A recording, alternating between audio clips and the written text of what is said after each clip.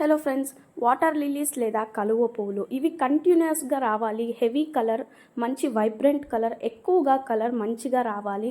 ఇంకా మొగ్గులు ఇక్కడ చూస్తూ ఉన్నారు కదా, ఒకటైన తర్వాత ఒకటి లైన్గా వస్తూ ఉన్నాయి. వీటికి మెయిన్గా ఏంటంటే ఇలా బుడం దగ్గర ఎండ పడే విధంగా వాటర్ ప్లాంట్స్ ఏమైనా సైడ్కి ఉంటే తీసేసి బుడం దగ్గర ఎండ పడే విధంగా అయితే ఉంచండి.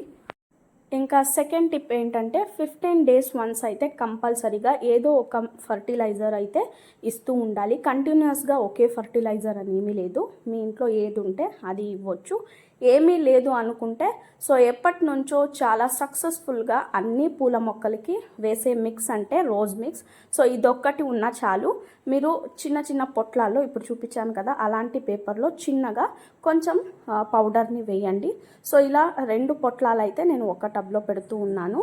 చివర్లో మట్టిలో పెట్టండి. హెవీగా బ్లూమింగ్స్